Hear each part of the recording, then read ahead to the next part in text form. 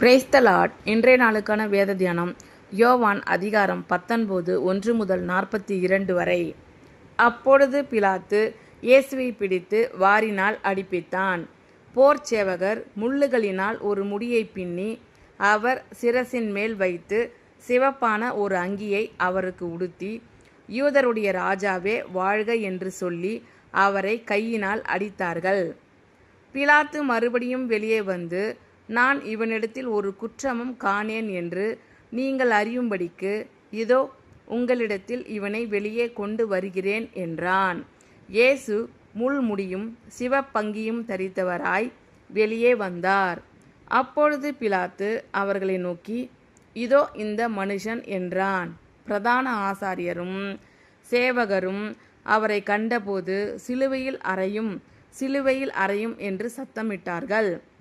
அதற்கு பிலாத்து, நீங்களே இவனை கொண்டு போய் சிலுவையில் அறையுங்கள், நான் இவனிடத்தில் ஒரு குற்றமும் காணேன் என்றான். யூதர்கள் அவனுக்கு பிரதி உத்தரமாக, எங்களுக்கு ஒரு நியாய பிரமாணம் உண்டு, இவன் தன்னை தேவனுடைய குமாரன் என்று சொன்னபடியினால் அந்த நியாய பிரமாணத்தின்படியே இவன் சாக வேண்டும் என்றார்கள். பிலாத்து இந்த வார்த்தையை கேட்டபொழுது அதிகமாய் பயந்து மறுபடியும் அரமனைக்குள்ளே போய் இயேசுவை நோக்கி, நீ எங்கே இருந்து வந்தவன் என்றான். அதற்கு இயேசு மாறுதரம் ஒன்றும் சொல்லவில்லை.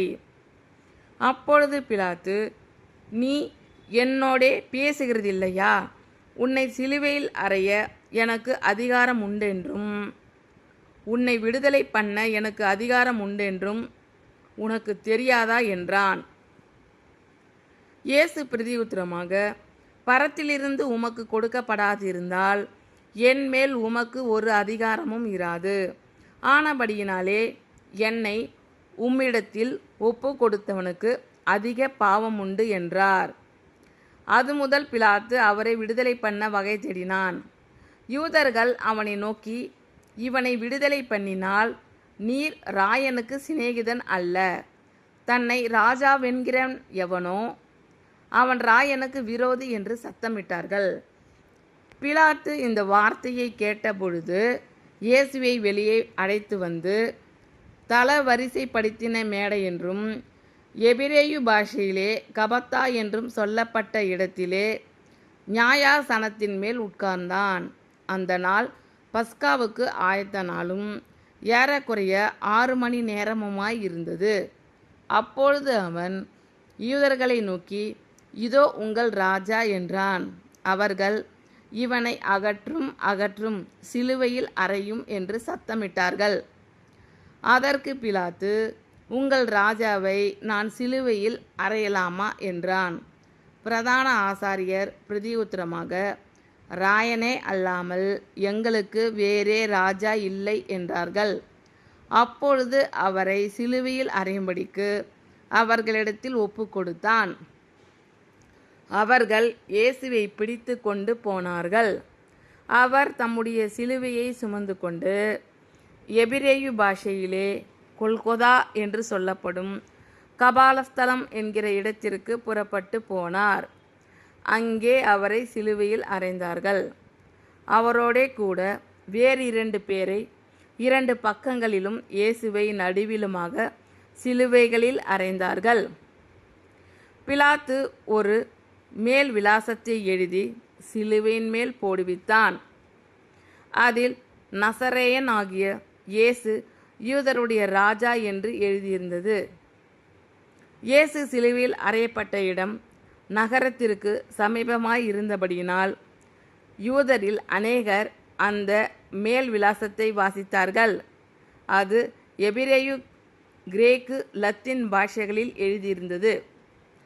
அப்பொழுது யூதருடைய பிரதான ஆசாரியர் பிலாத்துவை நோக்கி, யூதருடைய ராஜா என்று நீர் எழுதாமல் தான் யூதருடைய ராஜா என்று அவன் சொன்னதாக எழுதும் என்றார்கள்.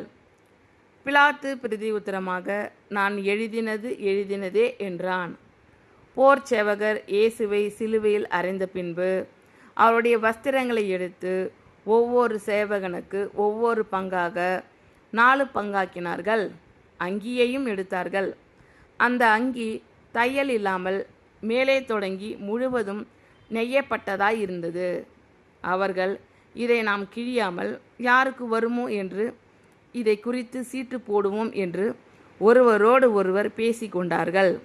என் வஸ்திரங்களை தங்களுக்குள்ளே பங்கிட்டு என் உடையின் மேல் சீட்டு போட்டார்கள் என்கிற வேத வாக்கியம் நிறைவேறத்தக்கதாக போர் சேவகர் இப்படி செய்தார்கள். இயேசுவின் சிலுவின் அருகே அவருடைய தாயும் அவருடைய தாயின் சகோதரி கிளையோப்பா மரியாளும் மகதலேனா மரியாளும் நின்று கொண்டிருந்தார்கள்.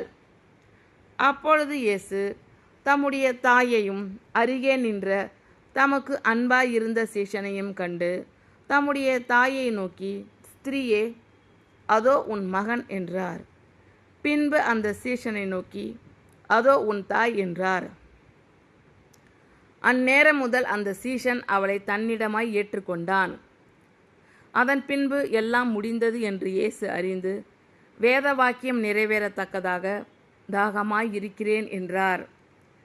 காடி நிறைந்த பாத்திரம் அங்கே வைக்கப்பட்டிருந்தது.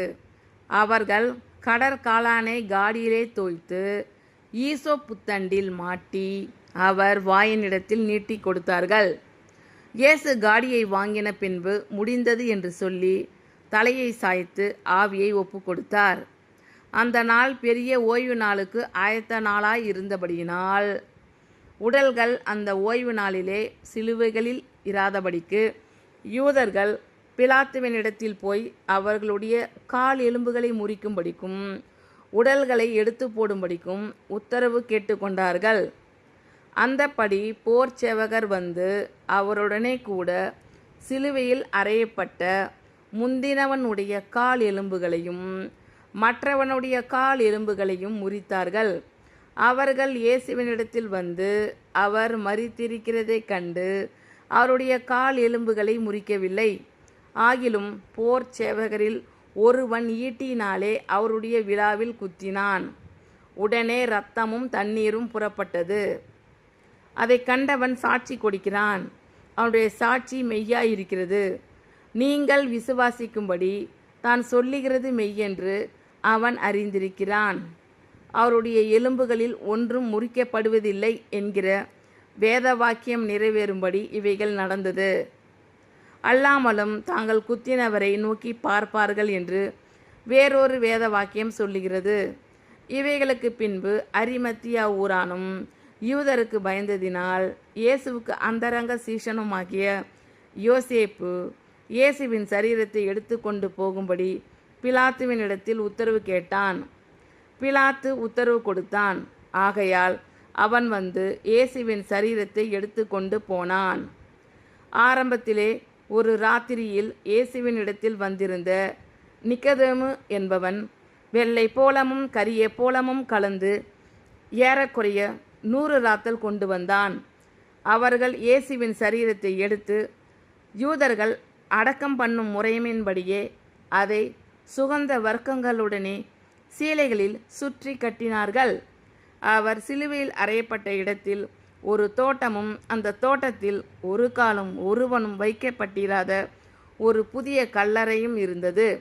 யூதருடைய ஆயத்த நாள் ஆனபடியினாலும் அந்த கல்லறை சமீபமாய் இருந்தபடியினாலும் அவ்விடத்திலே இயேசுவை வைத்தார்கள். அப்பொழுது பிலாத்து இயேசுவை பிடித்து வாரினால் அடிப்பித்தான்.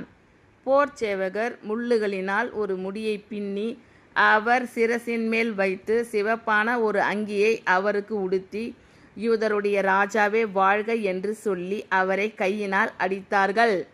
பிலாத்து மறுபடியும் வெளியே வந்து, நான் இவனிடத்தில் ஒரு குற்றமும் காணேன் என்று நீங்கள் அறியும்படிக்கு இதோ உங்களிடத்தில் இவனை வெளியே கொண்டு வருகிறேன் என்றான். இயேசு முள்முடியும் சிவப்பங்கியும் தரித்தவராய் வெளியே வந்தார். அப்பொழுது பிலாத்து அவர்களை நோக்கி, இதோ இந்த மனுஷன் என்றான்.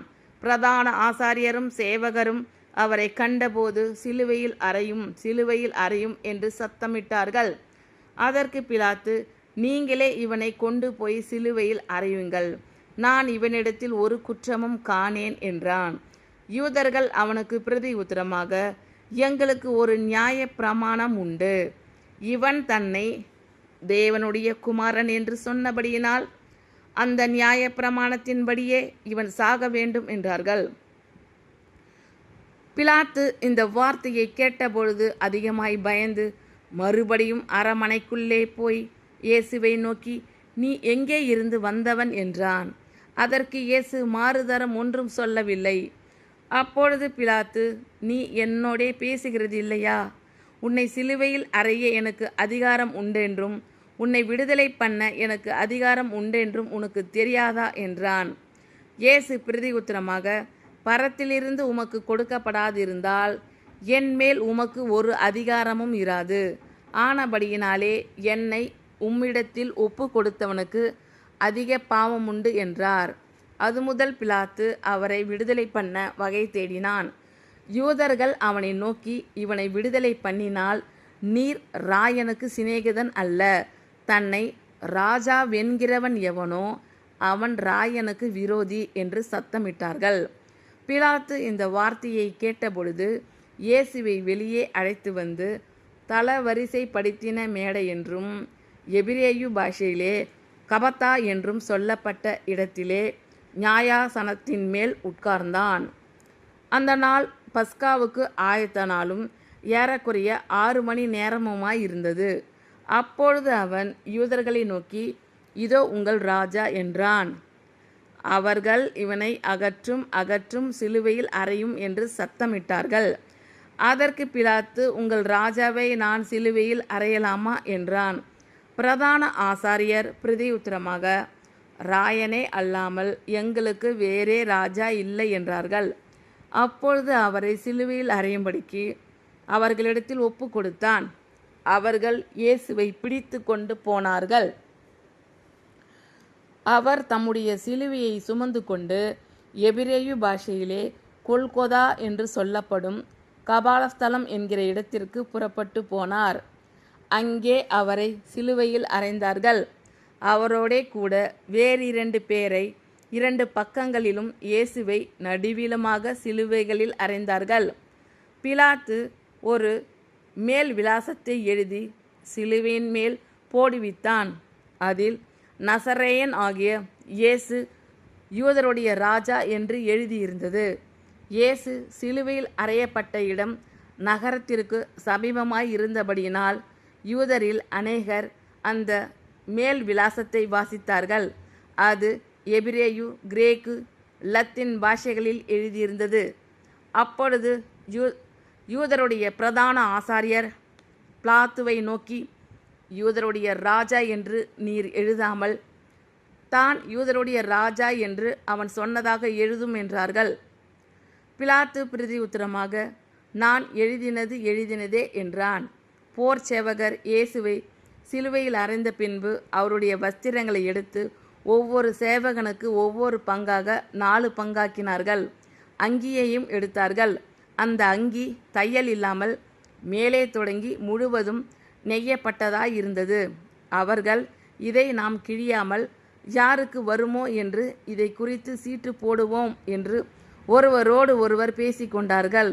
என் வஸ்திரங்களை தங்களுக்குள்ளே பங்கிட்டு என் உடையின் மேல் சீட்டு போட்டார்கள் என்கிற வேத வாக்கியம் நிறைவேறத்தக்கதாக போர் சேவகர் இப்படி செய்தார்கள். இயேசுவின் சிலுவின் அருகே அவருடைய தாயும் அவருடைய தாயின் சகோதரி கிளையோப்பா மரியாளும் மகதலேனா மரியாளும் நின்று கொண்டிருந்தார்கள். அப்பொழுது இயேசு தம்முடைய தாயையும் அருகே நின்ற தமக்கு அன்பாய் இருந்த சீஷனையும் கண்டு தம்முடைய தாயை நோக்கி, ஸ்திரியே, அதோ உன் மகன் என்றார். பின்பு அந்த சீஷனை நோக்கி, அதோ உன் தாய் என்றார். அந்நேரம் முதல் அந்த சீஷன் அவளை தன்னிடமாய் ஏற்றுக்கொண்டான். அதன் பின்பு எல்லாம் முடிந்தது என்று இயேசு அறிந்து வேத வாக்கியம் நிறைவேறத்தக்கதாக தாகமாய் இருக்கிறேன் என்றார். காடி நிறைந்த பாத்திரம் அங்கே வைக்கப்பட்டிருந்தது. அவர்கள் கடற்காளானை காடியிலே தோய்த்து ஈசோப் புத்தண்டில் மாட்டி அவர் வாயின் இடத்தில் நீட்டி கொடுத்தார்கள். இயேசு காடியை வாங்கின பின்பு முடிந்தது என்று சொல்லி தலையை சாய்த்து ஆவியை ஒப்பு கொடுத்தார். அந்த நாள் பெரிய ஓய்வு நாளுக்கு ஆயத்த நாளாய் இருந்தபடியினால் உடல்கள் அந்த ஓய்வு நாளிலே சிலுவைகளில் இராதபடிக்கு யூதர்கள் பிலாத்துவினிடத்தில் போய் அவர்களுடைய கால் எலும்புகளை முறிக்கும்படிக்கும் உடல்களை எடுத்து போடும்படிக்கும் உத்தரவு கேட்டுக்கொண்டார்கள். அந்தப்படி போர்ச்சேவகர் வந்து அவருடனே கூட சிலுவையில் அறையப்பட்ட முந்தினவனுடைய கால் எலும்புகளையும் மற்றவனுடைய கால் எலும்புகளையும் முறித்தார்கள். அவர்கள் இயேசுவினிடத்தில் வந்து அவர் மரித்திருக்கிறதைக் கண்டு அவருடைய கால் எலும்புகளை முறிக்கவில்லை. ஆயிலும் போர் சேவகரில் ஒருவன் ஈட்டியினாலே அவருடைய விலாவில் குத்தினான். உடனே இரத்தமும் தண்ணீரும் புறப்பட்டது. அதை கண்டவன் சாட்சி கொடுக்கிறான். அவனுடைய சாட்சி மெய்யாய் இருக்கிறது. நீங்கள் விசுவாசிக்கும்படி தான் சொல்லுகிறது மெய்யென்று அவன் அறிந்திருக்கிறான். அவருடைய எலும்புகளில் ஒன்றும் முறிக்கப்படுவதில்லை என்கிற வேத வாக்கியம் நிறைவேறும்படி இவைகள் நடந்தது. அல்லாமலும் தாங்கள் குத்தினவரை நோக்கி பார்ப்பார்கள் என்று வேறொரு வேத வாக்கியம் சொல்லுகிறது. இவைகளுக்கு பின்பு அரிமத்தியா ஊரானும் யூதருக்கு பயந்ததினால் இயேசுவுக்கு அந்தரங்க சீஷனுமாகிய யோசேப்பு இயேசுவின் சரீரத்தை எடுத்து கொண்டு போகும்படி பிலாத்துவின் இடத்தில் உத்தரவு கேட்டான். பிலாத்து உத்தரவு கொடுத்தான். ஆகையால் அவன் வந்து இயேசுவின் சரீரத்தை எடுத்து கொண்டு போனான். ஆரம்பத்திலே ஒரு ராத்திரியில் இயேசுவினிடத்தில் வந்திருந்த நிக்கதேமு என்பவன் வெள்ளை போலமும் கரிய போலமும் கலந்து ஏறக்குறைய 100 ராத்தல் கொண்டு வந்தான். அவர்கள் இயேசுவின் சரீரத்தை எடுத்து யூதர்கள் அடக்கம் பண்ணும் முறைமையின்படியே அதை சுகந்த வர்க்கங்களுடனே சீலைகளில் சுற்றி கட்டினார்கள். அவர் சிலுவையில் அறையப்பட்ட இடத்தில் ஒரு தோட்டமும் அந்த தோட்டத்தில் ஒரு காலும் ஒருவனும் வைக்கப்பட்டிராத ஒரு புதிய கல்லறையும் இருந்தது. யூதருடைய ஆயத்த நாள் ஆனபடியினாலும் அந்த கல்லறை சமீபமாய் இருந்தபடியினாலும் அவ்விடத்திலே இயேசுவை வைத்தார்கள். ஆமென். Thank you Lord. கர்த்தர் உங்கள் அனைவரையும் ஆசீர்வதிப்பாராக. God bless you all.